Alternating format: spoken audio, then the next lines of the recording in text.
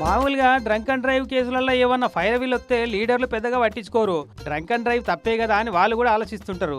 కానీ ఒక్కోపారికి ఇటువంటి కేసులలో వాళ్ళు కూడా పతారా చూపెట్టక తప్పది. ఇగో మొదలైతే ఈ ఎమ్మెల్యే గారి కాలు మొక్కుతున్న సీన్ చూడుర్రి.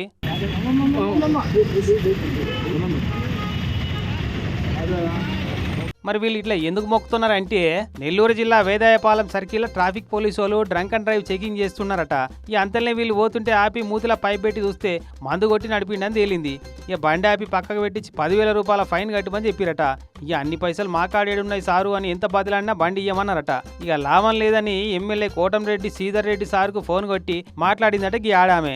సరే అయ్యో పాపం కదా అని అనిపించి ట్రాఫిక్ పోలీసు వాళ్ళకి ఫోన్ కొడితే మేము డ్యూటీలో లేం సార్ అని చెప్పి ఇద్దరు పోలీసు అధికారులు చెప్పిరట. సరే అట్లనా అని చెప్పి అప్పటికప్పుడే పోలీసు వాళ్ళు బండి పట్టుకున్న వేదాయపాలెం సర్కిల్ దానికి వస్తే బండిని ఆడికెళ్ళి తీసుకుపోయి ఆర్టీసీ బస్ స్టాండ్ సెంటర్ కాడ పెట్టిరట. వెంటనే ఫోన్ కొట్టి మాట్లాడండి ఇట్లా. ఫ్యామిలీస్ సత్తా ఇస్తే మీరు నాకు అర్థం కావట్లేదు. ఇట్లా చిన్నపిల్లలు ఉన్నారు, వాళ్ళ ఫ్యామిలీ నా మాత్రం మానవత్తలేదు. మీకు మీరేం గవర్నమెంట్ కి మంచి పెద్దవాళ్ళని చూస్తున్నారు, చెడు పెద్దవాళ్ళని చూస్తున్నారా? మరి ఇక ఆడవాళ్ళు ఉన్నారు, చిన్న పోరగాళ్ళు ఉన్నారు, బండి గుంజుకుంటే ఎట్లా పోతారు, ఎటు పోతారు వాళ్ళు? గింతన్న మానవత్వం లేదా అని ఫోన్లో సాఫ్ట్ గా వార్నింగ్ ఇచ్చి నేను ఆర్టీసీ కాడికి వస్తున్నా, మీరు బండి ఇస్తేనే నేను ఇంటికి పోతా అన్నాడు. వాళ్ళన్న కారు ఎక్కించుకొని ఆర్టీసీ కాడికి పోతుందా?